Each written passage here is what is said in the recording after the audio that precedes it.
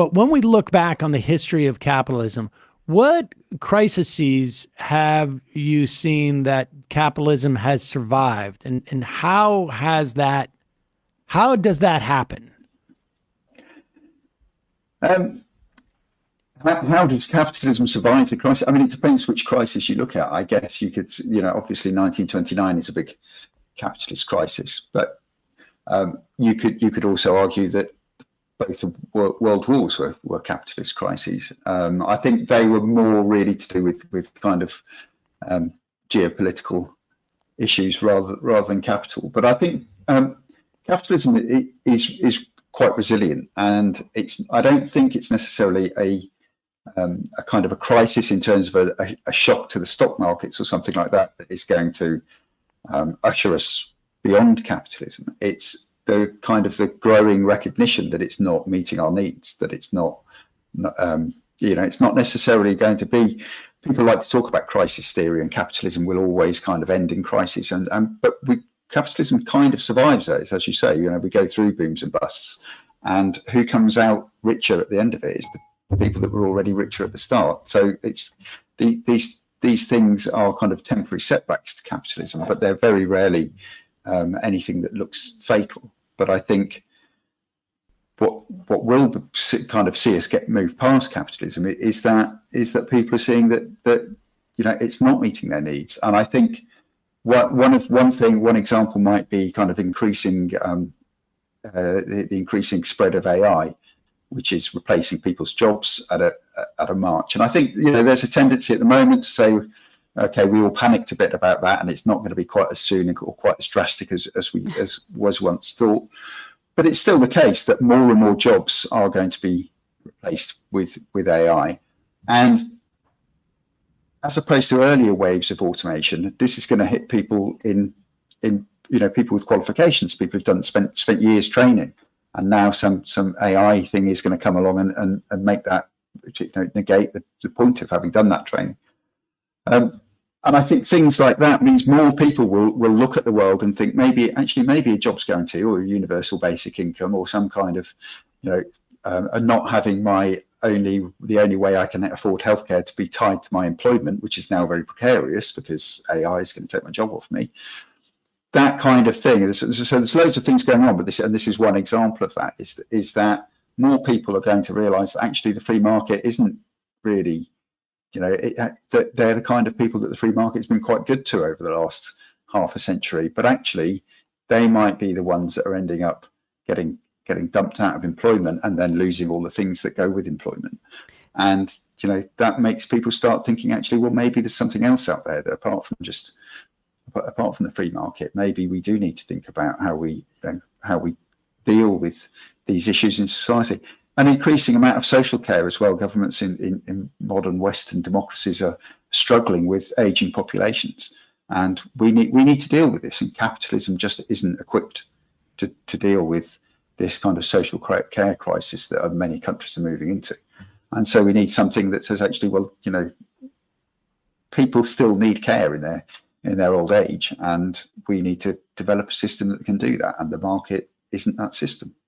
I'm skeptical about this AI stuff. I feel like a lot of the coverage of it is driven by an investor class that wants to undercut labor.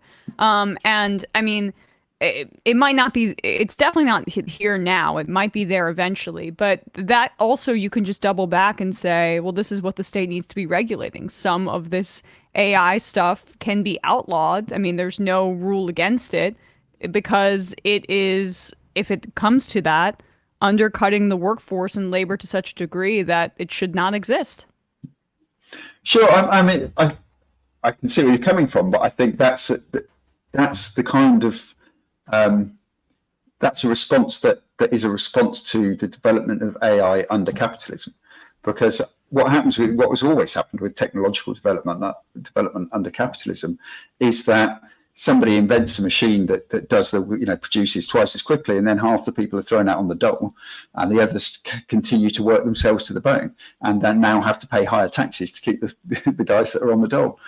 But actually, inventing a machine that means there's less work to do should be something we welcome. It's an insane thing that the people under capitalism, whose lives are blighted by drudgery and toil, absolutely fear the invention of any machine that means there's less drudgery and toil to do.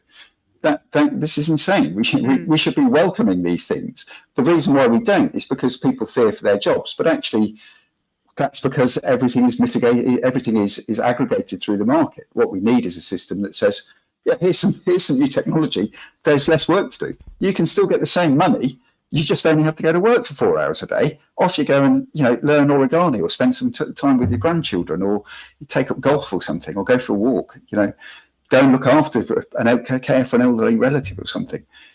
We shouldn't be. It is just insane to have this idea that when machines can do the work, that's a bad thing. That's lots of work is really unpleasant, and I still work blue collar, and give me a machine to do half my job, and I'll be happy with that. What I can't cope with is not having any wages. So that's the difference that has to make. So I agree. Yes, maybe kind of limiting what AI can do while we're under capitalism, but this should be opening our eyes and saying, if that's what we have to do, if we have to pass up technology that will do the work for us, we're in the wrong system here. We need to be moving on. You're from right. this. Right. And the point is, who captures the value of that extra productivity? It's either the workers capture the value of that extra productivity. It means I can work less and still be just as productive. And you got to give me the same money you were giving me yesterday, because I'm just as productive as I was yesterday, with the addition of this machine technology, which, maybe there's a cost associated with deploying this, but it's, largely a one-time cost, and maybe some maintenance associated with it. Or is that extra productivity essentially consumed by the capitalist class? And like you say, some get thrown out. They'll take that savings, they'll take that productivity, and it will depress wages. They'll grab more, sort of exponential value out of that increased productivity, because it makes other things more productive, because I can pay less for my workers and so on. So the implication for that, and I want to get back to that sort of notion of the promises of capitalist equality, which are equality before the law, and equality of political participation, both of which, like you say, have been unfulfilled. And I think there's an argument that capitalism itself makes it impossible to fulfill the promises that were sort of deployed in favor of capitalism. We have a problem with political participation in this country. It's one thing to say everybody has a vote, although there's a good argument that actually that's not even the case, with the rollback of the Voting Rights Act. But also, the fact is, if I have the ability to deploy $1 billion, you could take my vote, because I'm going to be able to influence a lot more votes with that $1 billion. And we have moved, I think, and I imagine the same thing in Britain as well. I'm less confident in making those type of assessments there, but from a plutonomy to a plutocracy. And as a function of the failure of capitalism to distribute the value amongst a broader number of people. You could also argue, in terms of equality before the law, particularly in this country, again, maybe not every time, but if I have to bet on criminal cases, on civil cases, and I want to bet on the outcomes, I'm not going to do badly if I keep placing my money on the plaintiff or defendant who has the most money to begin with in that instance. And so this inequality makes capitalism unable to even fulfill its own promises. But is it necessary? Let's say that we do make some progress in that regard, and we have made some, without a doubt. I mean, obviously, relative, over the past 50 or 60, 70 years in this country, there has been some. There's some backsliding sometimes, and certainly we're in a period of that, I think. But is it going to be necessary for the bourgeoisie, for failure of a better term, to sort of like start to see the implications of things like AI, and not just the implications of AI, but who's getting the benefit at the end of the day from it, before like we're in a context where the people start to understand, like, hey, wait a second, maybe there is a different option here, or maybe, we've caught the car, and as it were, we're the dog that caught the car, and we need something else that's going to take us forward. I think there is. I mean, certainly it helps if members of the bourgeoisie, for want of a better term, do kind of grasp this, and certainly that's true to some extent or another. I saw. I can't remember his name. There's some kind of petition being signed by very wealthy people at the moment saying tax us more. And there's a Twitter account that I see occasionally called kind of Millionaires for Progress or something, who are kind of constantly hassling the government saying, why are you not putting our taxes up? But I think really, these are welcome though they are. These are small voices, and there also tend to be voices that want to see, yeah, okay, we'll pay a bit more tax, but they're probably not going to be that keen on a kind of fundamental redistribution of wealth in the country. So I think to some extent there's that, but that I'm not going to complain about rich people wanting to be taxed more, but I think it needs to be a much bigger kind of a movement, and it needs people to see. And again, it's, as you say, in the US, money and politics the relationship is just off the scale compared to most countries. In the UK, there's a reasonably tight control. It gets abused, but there are some controls on what political parties can spend in election campaigns. There are people that find loopholes in that. Some countries are even more strict. There are things. Thomas Piketty has this idea that everyone should just get a voucher, like a $5 or $10, that they can just pick a political party, and the government gives that funding to that party. So parties get funded according to their to their popularity, which means you might vote for this party, but you could give your $5 to the Greens or something because you want to see them kind of come up and be more serious challengers. But I think when you're talking about, will the bourgeoisie see the point where actually we need to think again about who gets the financial benefit from something like AI, who gets that reward? I think we need governments. We need somehow to elect governments, and it's difficult in the UK and the US because our electoral systems are terrible. But in many countries, there are much better electoral systems, and we need to elect governments that are going to actually put in place some of the things I talk about in the end of the book. So, for example, if the government provides a jobs guarantee, often when people talk about jobs guarantee, they talk about the state being an employer of last resort, but the state should be an employer of best practice.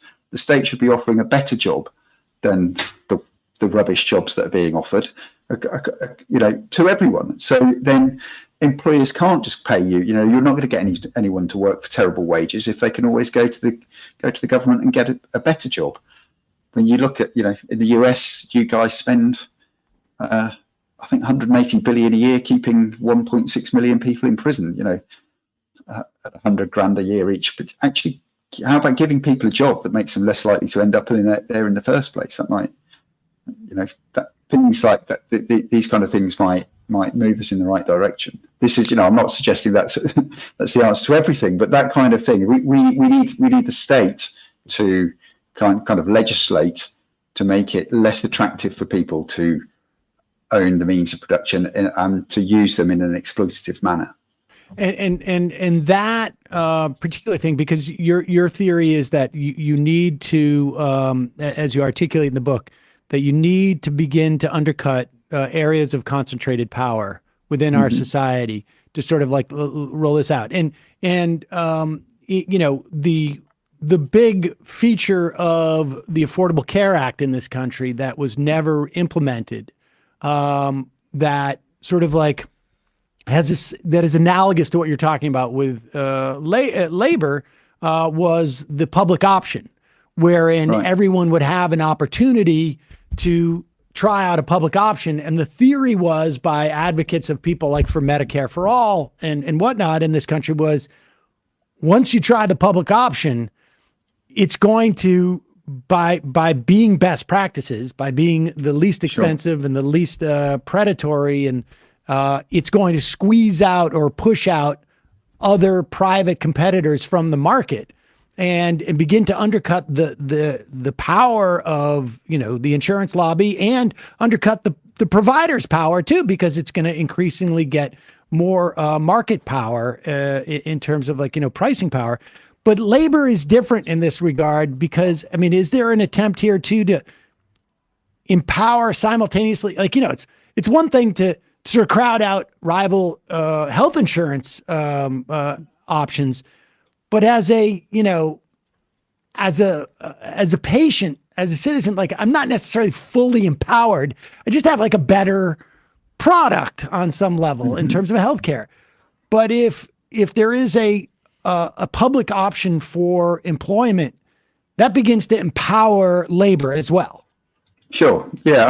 One of the things, the age-old kind of Marxist view of capitalism is that people are exploited because they don't own any means of production. The means of production are concentrated in a small number of hands, and so all the rest of us who don't own any means of production, all we own is our labour power. So we have to sell that, and because the option is under pure capitalism is starvation, but under the kind of mitigated capitalism we have, it's depending on what country you live in, somewhere between destitution and just being really poor.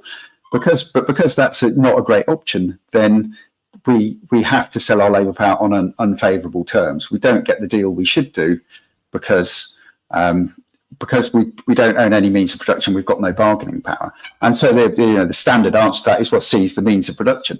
But there's another way that the means of production provide the ownership of the means of production is what enables people to have that to exploit workers in the workforce. So instead of seizing the means of production to prevent the exploitation, why not pull the rug out from under that ability of the ownership of the means of production to be exploitative in that way by saying to people, okay, here's another option. You can go and work, you can get a decent job with decent conditions and a living wage. You don't have to go and work for that employer.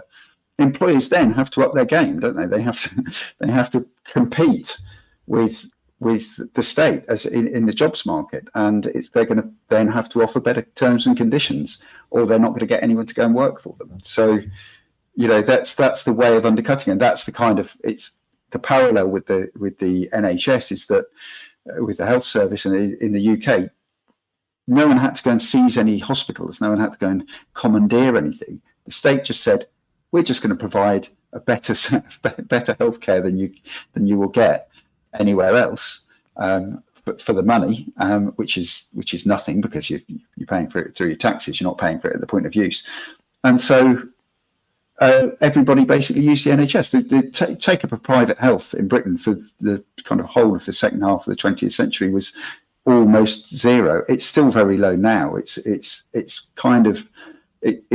got bigger, but even when people are talking now about taking up the addressing the waiting list problems with the NHS by using private capacity, but they're just this is a pipe dream. The private capacity is like 1 or 2% of the healthcare provision in the UK, so that isn't an option. What's happened is lots of stuff has been privatised behind the scenes. So you go to an NHS doctor, he sends you for a knee operation, but you end up in a private hospital, but the NHS are paying the bill, and right. The NHS trained the doctor. So it's been kind of subverted behind the scenes because people won't put up with it. If people thought that they were getting rid of the NHS, nobody would vote for them.